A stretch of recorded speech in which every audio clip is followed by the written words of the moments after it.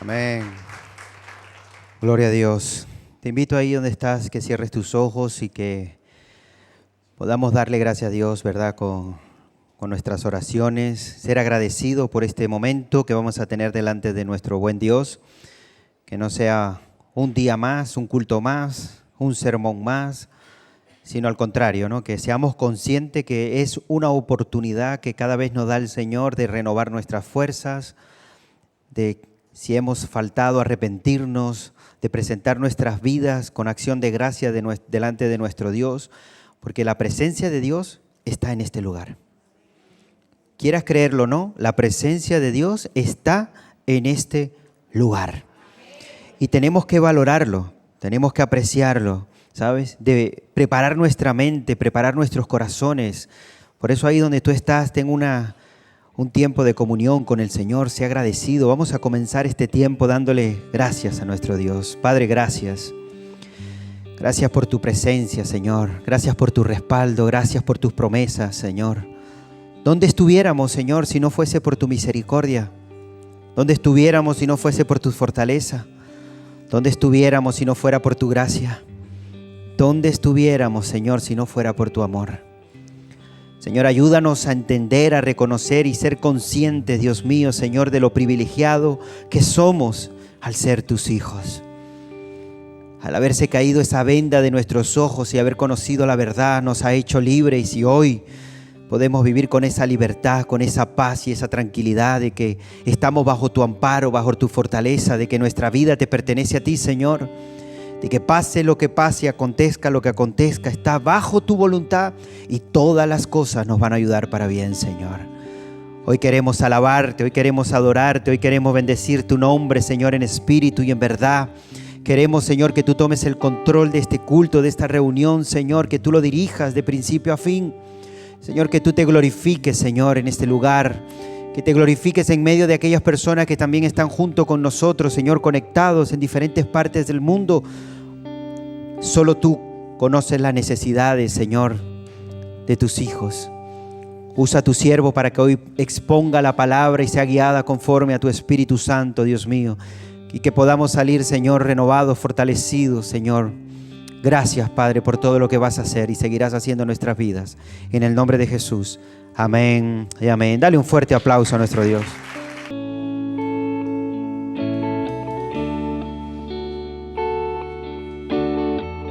Sí, Señor. Te adoramos, te alabamos, te bendecimos. Señor, recibe toda la gloria una vez más. Recibe nuestras alabanzas que son para ti, Señor. Recibe la adoración de tu pueblo. Gracias, Señor, porque tú nos has redimido, nos has rescatado, nos has liberado. Has perdonado nuestros pecados, Señor. Nos has dado la vida de tu Espíritu Santo viviendo en nosotros. Nos has dejado tu palabra. Señor, gracias te damos y te pedimos que nos ayudes a conocerte cada día más. A conocer tu gloria, a conocer tu presencia, a conocer tu respaldo divino sobre nuestras vidas. Te pido, Señor, que la unción del Espíritu de Dios repose sobre nuestras vidas, por una gracia especial sobre nosotros, por un favor especial sobre nuestras vidas. Señor, en el nombre de Jesús de Nazaret, te pedimos que nos respaldes, Señor, que respaldes tu palabra en nuestras vidas. Señor, que deposites en nosotros tu autoridad delegada. En el nombre de Jesús de Nazaret, Señor, y que nos hables a la profundidad de nuestro ser por tu palabra. Señor, en el nombre de Jesús, ministra a cada una de nuestras vidas y de las vidas de aquellos que nos están mirando a través de las redes sociales, que sean ministrados por tu Espíritu Santo también. Que tu palabra obre en nuestros corazones, ablanda nuestros corazones. Tu palabra, Señor, es como un martillo que quebranta la piedra. Tu palabra es como un fuego que quema en el corazón. Tu palabra es como una espada de doble filo, Señor. Y oro, Señor, que al compartir tu palabra, el poder de ella se manifieste con el Espíritu de Dios. En el nombre de Jesús de Nazaret, santifícanos en tu verdad. Tu palabra es la verdad. En el nombre de Jesús, Señor, te damos gracias desde ahora y para siempre. Amén y amén. Un aplauso para el Señor. Gracias. Dios les continúe bendiciendo. Hermanos, pueden sentarse. Y los niños pueden pasar también a las clases. Y hoy, hermanos, quiero culminar el mensaje que compartí el domingo que pasó. Para mí pasaron muchos días, pero en realidad fue hace poquito. Quiero continuar con ese mensaje centralizado en el libro de los jueces de Israel. Y recordemos, hermanos, que lo que les decía, que el libro de los jueces es un libro que nos relata que un ciclo que vivía Israel. Y era un ciclo donde había rebelión, es decir, el pueblo pecaba contra Dios, se volvía a los ídolos. A causa de eso venía la opresión sobre Israel. Dios permitía que los enemigos los dominaran. En aquel entonces vimos sobre los madianitas. Luego ellos clamaban a Dios y en su quebrantamiento Dios los oía y por último les daba la liberación, donde Dios levantaba un juez, un libertador. El más conocido de todos los jueces y libertadores fue Sansón. Sansón es un juez súper conocido, un libertador, el más reconocido, no por eso quizás el más espiritual. De hecho, para mí era el menos espiritual de todos los libertadores que Dios había levantado. Era un hombre que no tenía un carácter firme y que estaba muy inclinado hacia los deseos de la carne. A él le gustaba una señorita y no importaba si era del pueblo de Dios o no era. Entonces, Sansón era, desde mi punto de vista, un hombre, de los jueces quizás el peorcito de todos ellos. La mejor para mí fue Débora, lo dije el domingo pasado. Débora era una mujer íntegra, una mujer espiritual, aparte que era una profetisa, ella tenía palabra de Dios, no era cualquier persona. De todas maneras, todos los jueces que aparecen en este libro tienen sus defectos, como todas las personas a las que Dios utiliza. Porque Dios, acuérdense siempre que Dios llama a gente común y corriente, con defectos, con grandes cualidades, con contradicciones humanas también, pero lo que importa no somos nosotros, porque la Biblia dice que tenemos este tesoro que es el Evangelio en vasos de barro, para que la excelencia del poder sea de Dios y no de nosotros. Entonces, el libro de los jueces es un libro que muestra descarnadamente una triste realidad. Israel tenía una inclinación a hacer lo malo, a olvidarse de Dios y a redireccionar su corazón a los ídolos. Sin embargo, el amor de Dios se abría paso cuando le buscaban en arrepentimiento y en quebrantamiento. Y hoy, hermanos, quiero hablar de uno de los versículos claves en este libro de los jueces. Habíamos dicho que uno de los versículos predominantes y donde lo que más se repetía en todo este libro era que cada uno hacía lo que bien le parecía y que Israel se apartaba de Dios y hacía lo malo. Eso se repite continuamente, prácticamente en cada capítulo. Israel hacía lo malo ante los ojos de Dios. Y también que cada uno hacía lo que le parecía bien, lo que creían que estaba bien, o sea que había una anarquía espiritual en el ambiente. Era un ambiente espiritual oscuro, no había un liderazgo sólido tampoco, como ahora, ¿no? Se dan cuenta que ahora los liderazgos mundiales, una vez dijo un presidente de la República Oriental del Uruguay, doctor Tabaré Vázquez, que era un oncólogo grado 5, dijo que este mundo está gobernado por personas que están mal de la cabeza. Y es una gran realidad. Miremos alrededor nuestro y vemos que la crisis de liderazgo que hay a nivel mundial.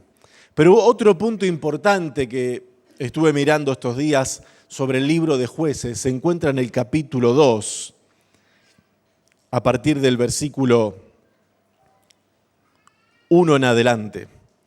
Y dice así la palabra del Señor. El ángel de Jehová. ¿Quién era el ángel de Jehová? Era una teofanía, era una aparición de Cristo en el Antiguo Testamento. No del Cristo encarnado que se hizo hombre, pero sí era una aparición del Señor. Dice, el ángel de Jehová subió de Gilgal a Boquín y dijo, yo os saqué de Egipto y os introduje en la tierra de la cual había jurado a vuestros padres, diciendo, no invalidaré jamás mi pacto con vosotros. Qué bueno que está eso, ¿no? Porque Dios siempre cumple sus promesas. Porque la parte de Dios siempre se cumple. Y Dios siempre cumple su pacto. Y Dios siempre es fiel porque Dios no se puede negar a sí mismo. Pero el problema no está en Dios en estos pactos, sino que estaba en el pueblo. Dios cumplía, pero el pueblo de Israel no. Y dice, bueno, similar a nosotros, ¿no? No necesitamos señalar a Israel. Nosotros seríamos como un Israel espiritual porque tenemos muchas características muy similares. Claro, fácil criticar, no lo estoy haciendo desde una crítica, sino de una exposición bíblica. Dice, con tal que vosotros no hagáis pacto con los moradores de la tierra, cuyos altares habéis de derribar, mas vosotros no habéis atendido a mi voz. Qué problema, ¿no? Israel no había atendido la voz de Dios. Dios les había dicho, ustedes, hago un pacto con ustedes, mientras ustedes permanezcan fieles, mientras ustedes obedezcan mi voz, mientras ustedes vivan en la palabra que yo les ordeno y sean fieles y me amen, les va a ir bien. Y sus enemigos van a ser subyugados. Pero cuando ustedes se olviden de mí, les va a ir mal. Y Dios utilizaba a los enemigos de Israel para castigar a Israel. Y a veces al revés, a veces usaba a Israel para castigar a los filisteos, a los amorreos, a los madianitas, a los heteos y a todos esos feos. Dice, por tanto, yo también digo, no los echaré de delante de vosotros, sino que serán azotes para vuestros costados, y sus dioses os serán de tropezadero. Cuando el ángel de Jehová habló estas palabras a todos los hijos de Israel, el pueblo alzó su voz y lloró. Y llamaron el nombre de aquel lugar Boquim, y ofrecieron allí sacrificios a Jehová. Porque ya Josué había despedido al pueblo y los hijos de Israel se habían ido cada uno a su heredad para poseerla. Y el pueblo había servido a Jehová todo el tiempo de Josué. ¿Por qué? Porque era un líder sólido. Era un líder que había acompañado nada más ni nada menos que a Moisés. Era un líder que había visto la gloria de Dios. Josué fue un líder que tenía experiencia con Dios. Y esa experiencia que él tenía con Dios la pudo transmitir a sus generaciones. Dice, y el pueblo había servido a Jehová todo el tiempo de Josué y todo el tiempo de los ancianos que sobrevivieron a Josué, los cuales habían visto todas las grandes obras de Jehová que él había hecho por Israel. Pero murió Josué, hijo de Nun, siervo de Jehová, siendo de 110 años. ¿Saben por qué, hermanos? Porque los hombres de Dios también mueren. Los hombres y las mujeres de Dios, llega un momento que el Señor también se los lleva a su presencia. Y acá dice que murió, así como murió Moisés, Josué también murió. Y dice, y lo sepultaron en su heredad en Timnat-Sera, en el monte de Efraín, al norte del monte de Gaás. Y toda aquella generación fue reunida a sus padres, o sea, toda la generación de Josué y la que le sucedió a Josué, también murieron. Y dice el versículo 10, y se levantó después de ellos otra generación, que ¿qué característica tenían? Que no conocía a Jehová ni la obra que él había hecho por Israel.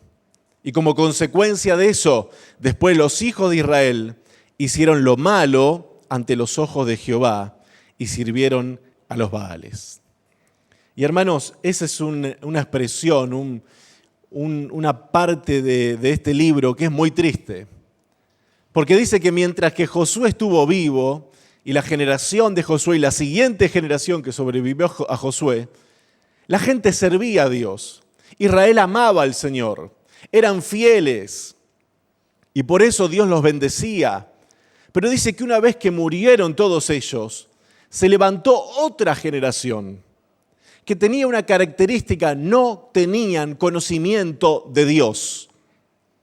No tenían conocimiento de Dios, ignoraban sobre Dios. Y hermanos, nosotros tenemos que entender que Dios es el Dios de las generaciones y que nosotros somos una generación que tenemos que aprender a delegar y a reflejar a la siguiente generación.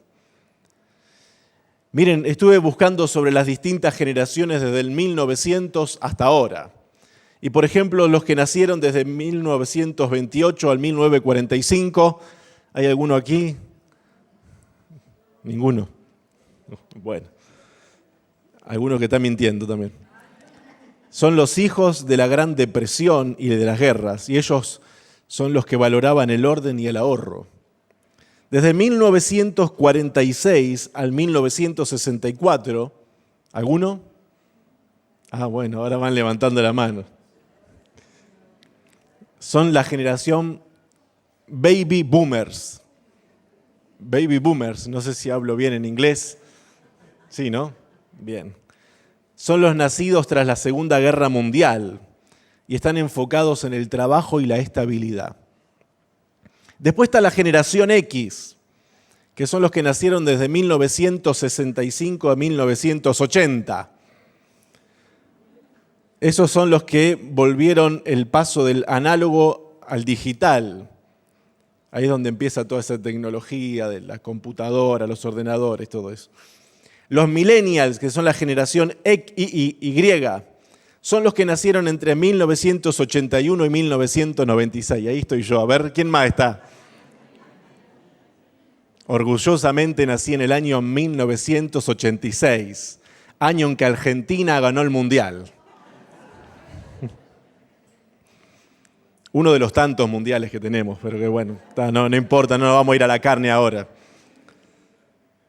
Los que nacimos desde 1981 a 1996, bueno, dijimos que somos los nativos digitales.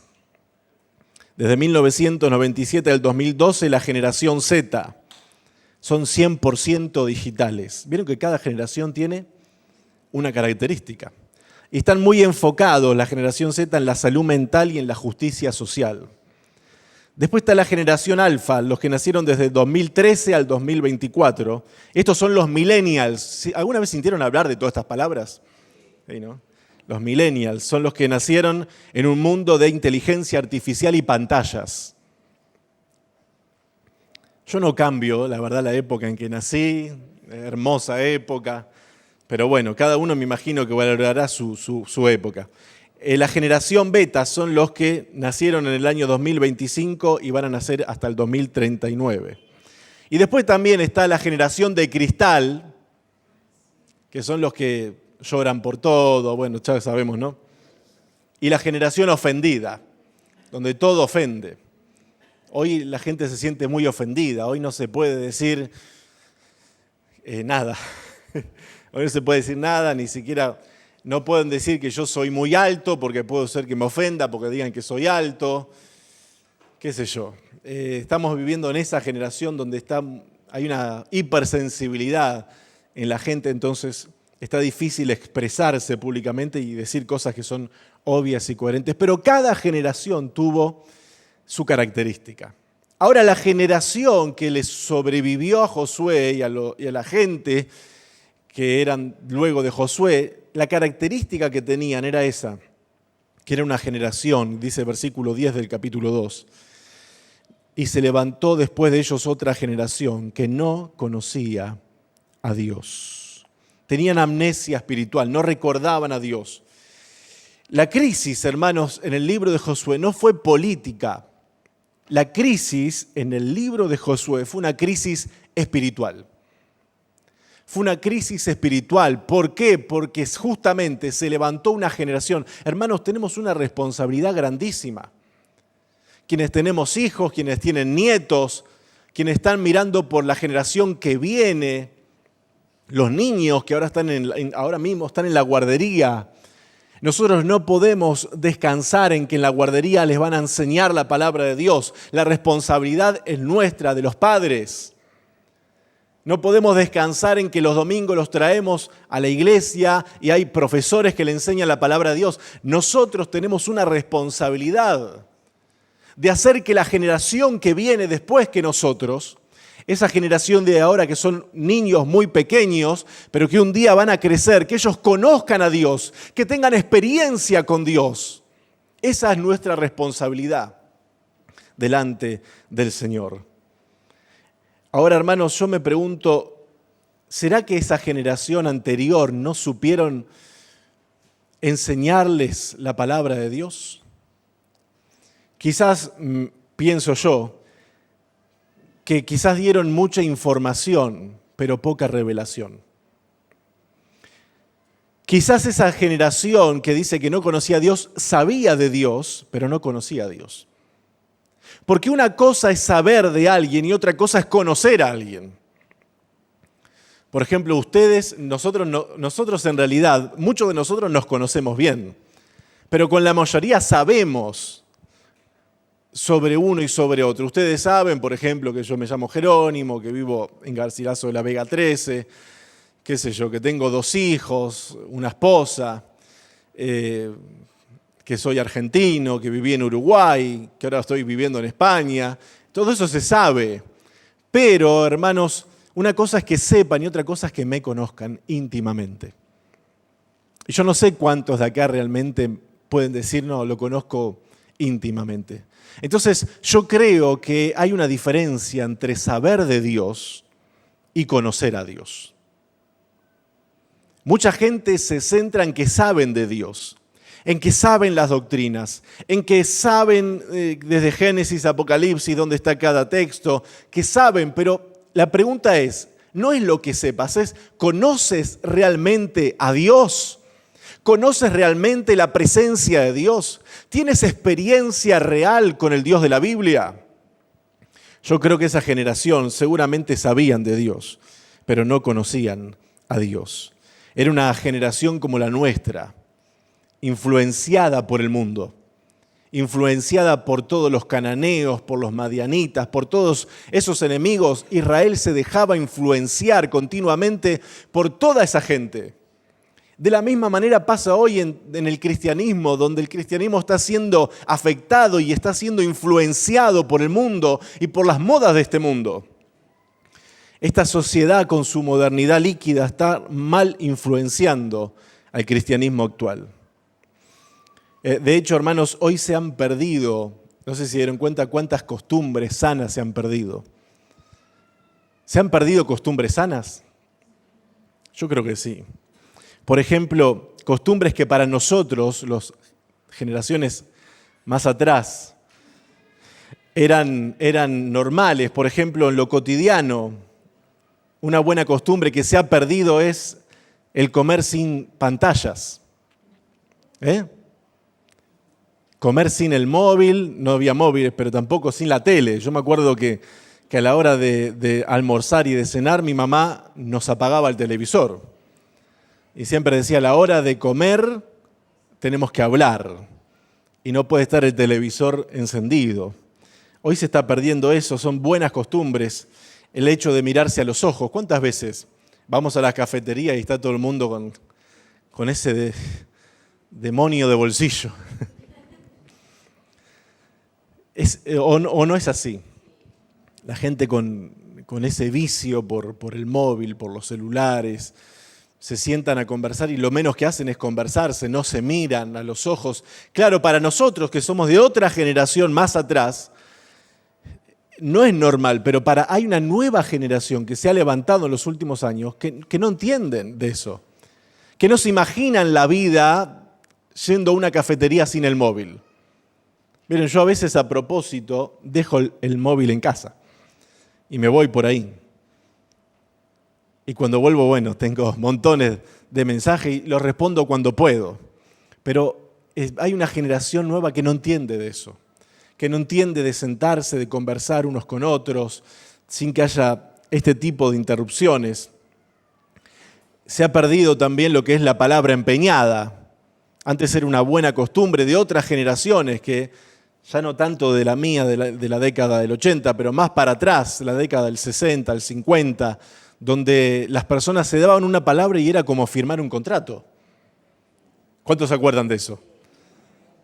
Algunos no levantan la mano, pero se tienen que acordar, ¿no? La hermana acá de la segunda fila. El tema, por ejemplo, de restaurar lo que se rompía. Esta generación no entiende de eso, las generaciones nuevas de ahora. Pero yo me acuerdo que se rompía el televisor y había un hombre que te lo arreglaba. Se rompía el videocassette donde poníamos para ver películas y había que llevarlo al mismo hombre que arreglaba el televisor para que nos arregle también el videocassette. Entonces, hay generaciones que van perdiendo eso del restaurar. Ahora todo se rompe y lo desecho. Y espiritualmente, eso que es natural en el mundo natural, también se traslada al mundo espiritual, donde todo es desechable. Hoy los matrimonios son desechables. Los matrimonios hoy son desechables. En lo espiritual, hermanos, lo que estoy viendo, no creo equivocarme, es que la simplicidad del Evangelio está haciendo guerra contra la sobreinformación. Hoy hay una sobreinformación en el mundo evangélico. Y esa sobreinformación que hay, lejos de traer claridad a los cristianos, está trayendo más confusión. No sé si ustedes se dieron cuenta de eso. Miren, yo me convertí allá por el año 2001. Y me acuerdo que era tan simple todo, era tan sencillo. ¿Cómo era el Evangelio? Venís a Cristo, lo recibís en tu corazón, te perdona los pecados y te arrepentís de verdad, te bautizás, empezás a diezmar, a ofrendar, a consagrar tu vida para Dios, tenés la Biblia como la palabra de Dios, creés en la Biblia como la palabra de Dios, y no era mucho más que eso.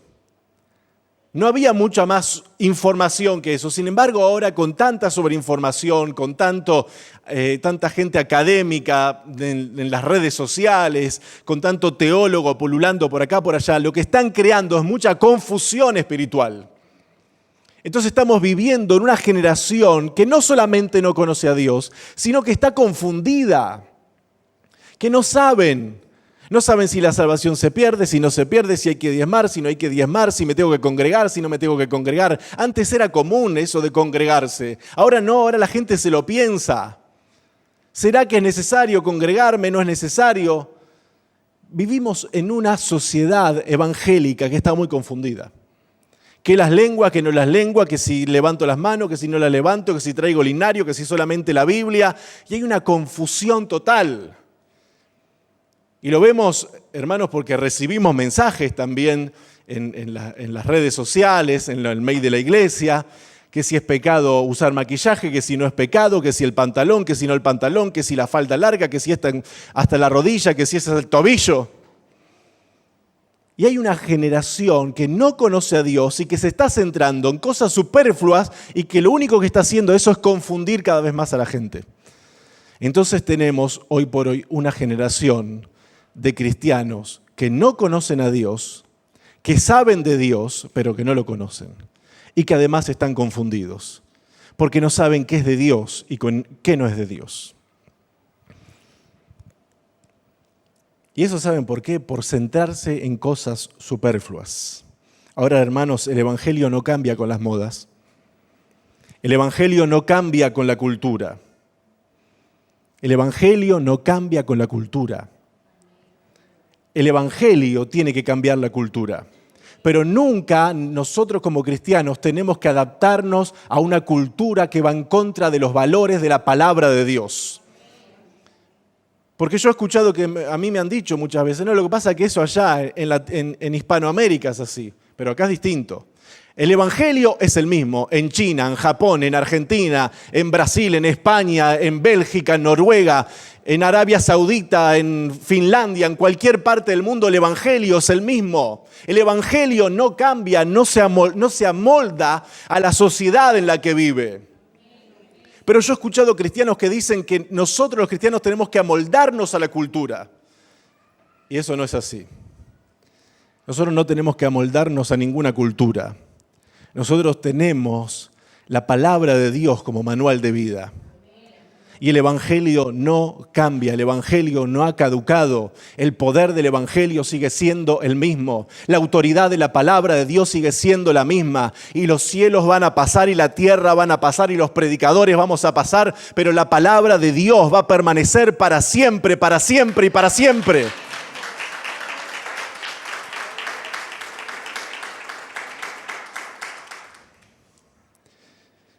Vivimos en una generación, hermanos, que como esa generación tiene un conocimiento intelectual, pero nula experiencia espiritual. Y yo le digo al Señor, yo quiero tener conocimiento teológico. De hecho, uno de mis sueños es ser teólogo. Me faltan muchos años para eso, pero me encantaría estudiar teología y recibirme. Pero hermanos, el conocimiento teológico sin la experiencia con el Espíritu Santo solamente genera corazones fríos y relaciones frías con Dios. Porque la gente, ese tipo de personas se llenan de Biblia en la cabeza, pero no tienen ardiendo el corazón. Y yo creo que la palabra de Dios tiene que entrar por nuestros oídos, dominar nuestra mente y bajar a nuestro corazón y encenderlo en el fuego del Espíritu de Dios.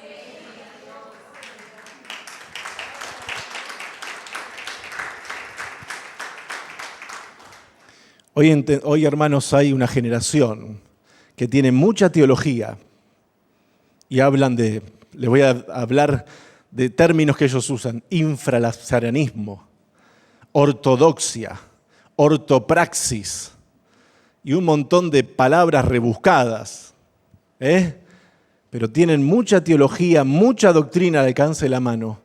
Pero cuánta gente que está tan llena de todo eso, pero están vacíos de la presencia de Dios.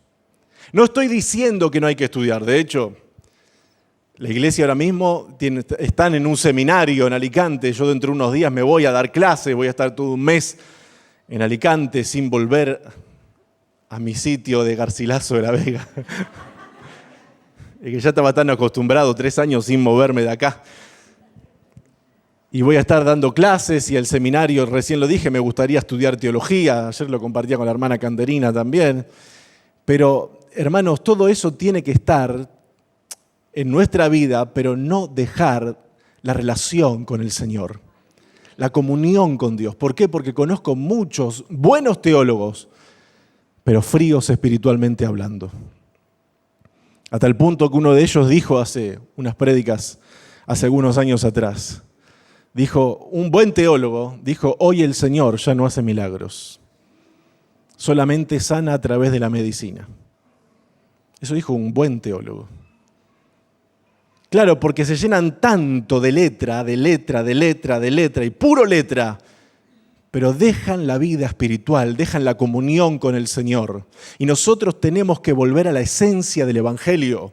Así llenarnos de la palabra de Dios, pero quien se llena de la verdadera palabra de Dios, no solamente de la letra, sino de la palabra que viene del Espíritu de Dios, que fue infundada, que fue impartida por el Espíritu de Dios, nos tenemos que llenar de ella, pero también llenar del Espíritu de Dios. Porque si no, hermanos, vamos a hacer ese tipo de generación de nuevos creyentes, con mucho conocimiento, con una cabeza así grande, llena de conocimiento, pero con una estatura espiritual muy baja. Entonces, hermanos, tenemos un desafío por delante. Mire lo que dice Deuteronomio capítulo 6, versículos 6 al 9. Deuteronomio capítulo 6, versículos 6 al 9. Y dice así la palabra del Señor. Y estas palabras que yo te mando hoy estarán sobre... ¿Cuántos tienen la palabra de Dios en el corazón? Qué bueno, ¿no? Dice el versículo 7. Y las repetirás a tus hijos y hablarás de ella estando en tu casa. Hablan la palabra, los que tienen hijos, ¿les hablan la palabra en la casa? Los que nos están mirando y tienen hijos, ¿les hablan la palabra en la casa? Hablarás de ellas estando en tu casa y andando por el camino. O sea que cuando van por el camino, los llevan al colegio, cuando vuelven del colegio, donde quiera que vayan, les van hablando la palabra de Dios. Y al acostarte, dice, y cuando te levantes, versículo 8, y las atarás como una señal en tu mano y estarán como frontales entre tus ojos, y el 9, y las escribirás en los postes de tu casa, en tus puertas. Lo que está diciendo acá el Señor es que no, si queremos que la generación que viene sea una generación que tenga conocimiento de Dios, también tiene que tener conocimiento de la palabra de Dios, pero con revelación, con iluminación, no simplemente una letra fría. Tenemos, hermanos, que hacernos el siguiente autoexamen. ¿Ven las nuevas generaciones en nosotros a genuinos discípulos o a simples religiosos conformistas? ¿Qué está viendo la generación siguiente? ¿Ven que realmente somos discípulos de Cristo o somos simplemente evangélicos? ¿Qué están viendo? ¿Hay profundidad y quebranto en nuestra entrega personal al punto de que la siguiente generación lo ve? ¿Estamos reflejando vidas realmente transformadas por el Evangelio? ¿Vidas cambiadas por el poder de Dios? ¿Realmente estamos dejándole a la siguiente generación huellas para seguir?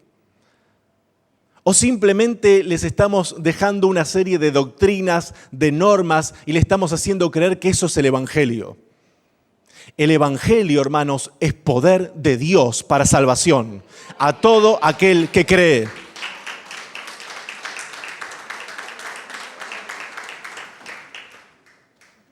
Se levantó otra generación que no conocía a Dios, que no conocía a Dios. Y yo le digo al Señor muchas veces, Señor, conozco bien las doctrinas y te doy gracias por eso, porque es necesario conocer bien las doctrinas, porque vivimos en un tiempo de tanta apostasía, de tantas herejías.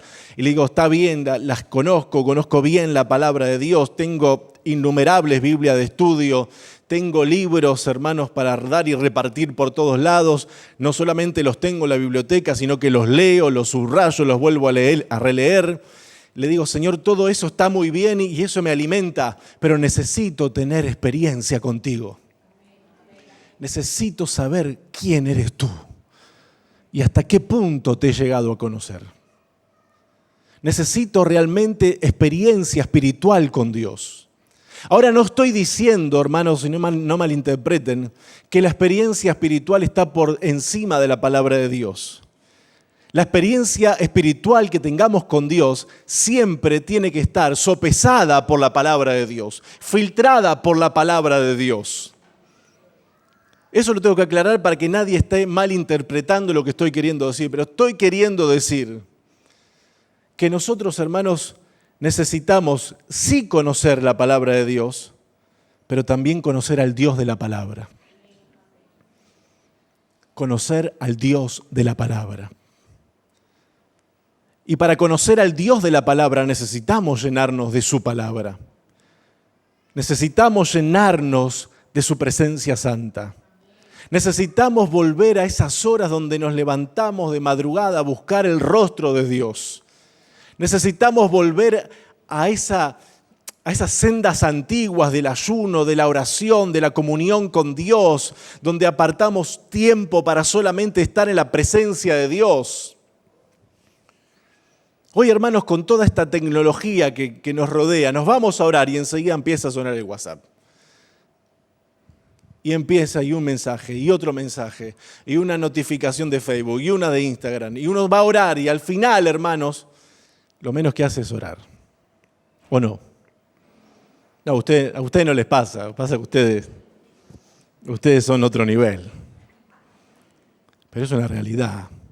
Yo me acuerdo que antes, cuando yo recién me convertí, era la época de los CD y de los cassettes. Y no estaba de moda los móviles ni nada de eso. Yo me acuerdo que terminaba el culto, terminaba eso de la 1 del mediodía. Yo tenía 15, 16 años. Terminaba el culto y me acuerdo que me iba para casa, me encerraba en el cuarto, ponía un CD de instrumental, me acuerdo, un instrumental a solas con Dios o amistad con Dios. Y ahí pasaba horas y nadie me interrumpía. Nadie interrumpía nada. ¿Por qué? Porque estaba en la presencia de Dios. Pero hoy, hermanos, las cosas han cambiado. Y nosotros tenemos que saber y conocer las maquinaciones del enemigo. ¿Por qué digo esto? Porque el enemigo se levanta para que no conozcas a Dios. El enemigo se levanta para que no tengas comunión con Dios. El enemigo va a hacer lo posible para que tu tiempo devocional con el Señor sea frustrado. El enemigo hace lo posible y lo imposible. Y el enemigo tiene una ventaja, que yo creo que, no voy a pecar con lo que voy a decir, yo creo que el diablo, que es nuestro enemigo, sabe más por viejo que por diablo. Porque lleva miles y miles y miles y hasta quizás millones de años, pero miles y miles de años tratando con el ser humano. Entonces sabe en qué parte puede hacernos una trampa, cómo hacer que nuestra vida devocional y espiritual no crezca, porque Él sabe que mientras más comunión con Dios tenemos, mientras más nos encerramos en su presencia, mientras más valoramos ese tiempo a solas con Él, de levantar nuestras manos, de adorarlo, de decir que Él es el Señor de nuestra vida, el Rey, el gobernador de nuestra vida, mientras más nos acercamos a la presencia de Dios, nuestro conocimiento de Dios comienza a crecer, nuestra vida espiritual comienza a fortalecerse, la unción de Dios comienza a gigantarse, y eso es lo que el enemigo no quiere, pero Dios quiere levantar una generación de hombres y mujeres llenos del Espíritu de Dios y de la palabra de Dios y que caminen con autoridad espiritual delante de Dios.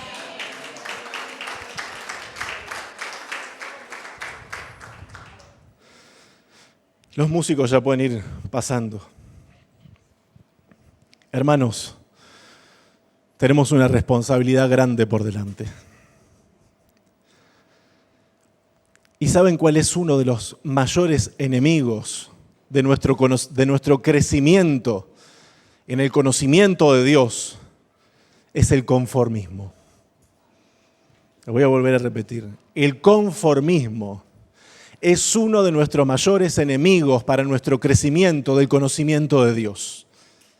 Donde me siento conforme. Hermano, yo estoy contento siempre en mi relación con el Señor, pero nunca estoy conforme. Siempre agradecido, siempre contento, pero siempre le digo, pero sé que hay más de ti, Señor, para mi vida. Sé que hay más de tu presencia, sé que estas son aguas profundas y que quizás ahora tengo el agua, hace un tiempo tenía el agua en los tobillos, después tuve el agua en las rodillas, después a la cintura, ahora quizás por los lomos, pero sé que tus aguas son aguas profundas, que no las puedo cruzar caminando, que las tengo que cruzar nadando o buceando, porque tú eres profundo, porque la palabra de Dios dice en Romanos capítulo 11, oh profundidad de las riquezas, de la sabiduría y de la ciencia de Dios. Cuán insondables son sus juicios, cuán inescrutables son sus caminos. Hermanos, los juicios de Dios, los caminos de Dios, la presencia de Dios es inescrutable, es profundo. Dios es profundo y sus aguas son profundas. Y si tienes el agua a las rodillas, es momento de que tengas el agua a la cintura. Y si la tienes a la cintura, a los lomos. Y si las tienes a los lomos, sumérgete en las aguas profundas del Espíritu Santo de Dios.